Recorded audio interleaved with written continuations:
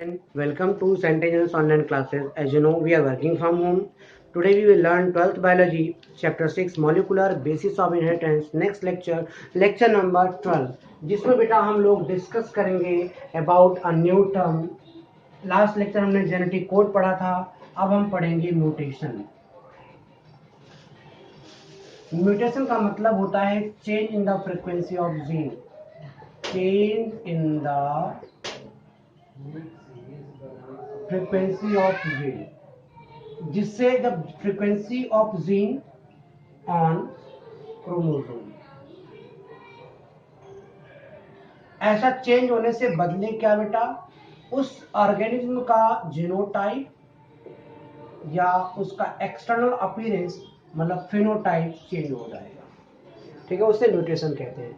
Mutation जिससे होता है, म्यूटेशन कॉज्ड बाय या mutation causing agent. Mutation causing agent को बेटा हम लोग म्यूटाजेन कहते हैं. म्यूटाजेन केमिकल्स में हो सकता है, रेडिएशन हो सकती है. ठीक है, इसमें दो कैटेगरी हो गया. एक केमिकल्स हो सकते हैं बेटा. केमिकल्स में आप लिख सकते हो 5-ब्रोमोयूरेसिल, एनिलीन, डाइज, 5-आयोडोयूरेसिल. ये सभी केमिकल्स हैं जिसकी वजह से डीएनए का सीक्वेंस बदलेगा, जीन अल्टर होगा. दूसरा जो म्यूटाजेन है, म्यूटेशन कॉजिंग एजेंट है, वो रेडिएशंस होती है बेटा, रेडिएशंस होती है. और ये भी दो टाइप का, एक होता है बेटा आयोनाइजिंग रेडिएशन, एक होता है नॉन आयोनाइजिंग. जो आयोनाइजिंग होता है वो बेटा एक्सरेज कह सकते हैं आप, गामा रेज कह सकते हैं, अल्फा रेज कह सकते हैं. ये लोग आयोनाइजिंग होते हैं, मतलब ये आयनाइज करेंगे डीएनए मॉलिक्यूल्स को. और ये बता नॉन आयनाइजिंग, ये होता है अल्ट्रा वायलेट यूवी रेज होती हैं. यूवी रेज जो होती है बेटा, ये नॉन आयनाइज रेडिएशन होती है. ये भी डीएनए का सीक्वेंस अल्टर करती हैं, उन्हें म्यूटाजेन कहा जाता है. ये तो बात होगी म्यूटेशन कॉजिंग एजेंट की. अब हम बात करेंगे बेटा म्यूटेशन के टाइप का. म्यूटेशन हमारे पास बेसिकली तीन टाइप का होता है. एक होता है जीन म्यूटेशन, दूसरा बेटा जीन म्यूटेशन के नाम होता है क्रोमोसोमल म्यूटेशन,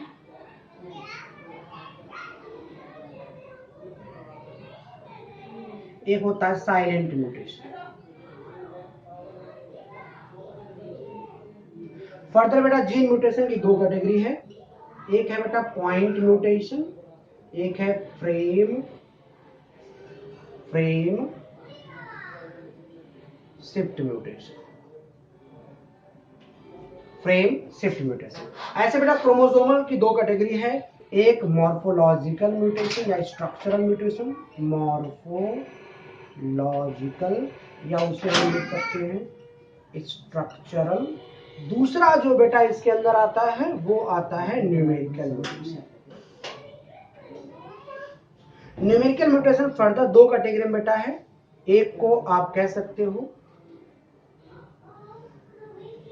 पॉलीप्लॉइडी, और दूसरा बेटा आप कहोगे एन्यूप्लॉइडी. एन्यूप्लॉइडी फर्दर दो कैटेगरी में बेटा है. एक है मोनोसोमी, एक है बेटा ट्राइसोमी. बाकी इसमें आप और कैटेगरी कर सकते हो नलीसोमी एंड टेट्रासोमी. ठीक है. फर्दर याद रखना फ्रेम शिफ्ट म्यूटेशन की भी कैटेगरी बेटा. ये कई वजहों से हो सकता है, जैसे इंसर्शन या addition, deletion, duplication, inversion, translocation. इन वजहों से भी म्यूटेशन होगा. भी हम समझेंगे इन चीजों को एक एक करके सारा. तो म्यूटेशन हो गया. अब हम पढ़ेंगे बेटा जीन म्यूटेशन. जीन म्यूटेशन कैसे होता है. जीन म्यूटेशन का मतलब यहाँ पर उस जीन के अंदर चेंज आएगा। अब एक बार समझ लो जीन होता कहाँ है, ऐसा समझ लो जीन होता कहाँ है। मैंने आपको समझाया था कि अगर हम एक सेल की बात करें, भाई सेल में क्या होता है, न्यूक्लियस होता है, ये न्यूक्लियस होता है, समझ लो ध्यान से, न्यूक्लियस। न्यूक्लियस के अंदर बहुत सारे ऐसे थ्रेड लाइक स्ट्रक्चर होते हैं। एक थ्रेड लाइक स्ट्रक्चर को देखा जाए तो कुछ इस तरीके से होता है, जिसके अंदर बहुत सारे इस तरीके से क्या होते हैं, स्फेरिकल अरेंजमेंट होता है। अगर एक स्फेरिकल अरेंजमेंट को देखा जाए तो उसे न्यूक्लियोसोम कहा जाए। क्या कहा, न्यूक्लियोसोम कहा जाएगा। और इस पूरे हिस्से को क्रोमैटिन कहा जाएगा। पूरा जो थ्रेड है इसे क्रोमैटिन कहा जाएगा। और क्रोमैटिन बेटा ऐसे कई क्रोमैटिन फाइबर जब इकट्ठा हो जाएगा तो बन जाता है क्रोमोसोम। अच्छा, जो डीएनए होता है, भाई डीएनए मान के चलो ये आपका डीएनए, ये डीएनए का 3 prime 5 prime 5 and 5 prime and 3 and हो गया। बाकी आपको पता खूब अच्छी तरीके से यहाँ पे क्या होते हैं बेटा, बेस पेयर्स होते हैं, न्यूक्लियोटाइड पेयर्स होते हैं। क्या होते हैं, न्यूक्लियोटाइड पेयर्स। और मान के चलो ये वो हिस्सा है इतना जहां पे एक पार्टिकुलर जीन है, मान लो वो जीन जो है वो जीन ए है, जो कोड करता है एक प्रोटीन, लेट करो कोई भी प्रोटीन वो कोड करता है, प्रोटीन सी कोड करता है।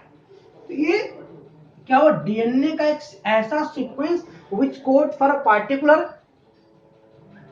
particular protein that is known as gene। ठीक है बेटा।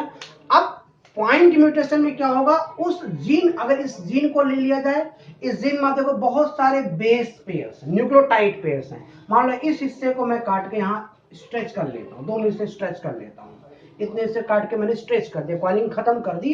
तो मान लो यहाँ पे जो कोड है ए, ऐसे मान लो U U U U C G U U A, ऐसे यहाँ पे मान लो ए यू ए सी ए जी, ऐसे कोड्स। अब पता है यू के साथ ए, यू के साथ ए, यू के साथ यहाँ पर ए आ जाएगा, यू के साथ ए, सी के साथ जी आ जाएगा, जी के साथ सी आ जाएगा, ए और ए के साथ बी आपका यू आ जाएगा। ये बेटा कुछ कोडॉन्स हैं। ये अभी कुछ देर पहले बताया था, कोडॉन्स होते हैं। Etch codon code for a particular amino acid. Point mutation में क्या होगा, कोई एक बेस रिप्लेस या चेंज हो जाएगा, उससे पॉइंट म्यूटेशन हो जाएगा। इसका बेस्ट एग्जांपल है सिकल सेल एनीमिया। क्या बेटा एग्जांपल है, sickle cell anaemia. Point mutation का बेस्ट एग्जांपल है सिकल सेल एनीमिया। इस डिसऑर्डर में क्या होता है, हमारा जो आरबीसी है, रेड ब्लड सेल, जिसका शेप बाइकॉन्केव होता है। क्या होता है बेटा, बाइकॉन्केव से उसका शेप क्या हो जाएगा, सिकल सेल हो जाएगा, मतलब श्रिंक हो जाएगा।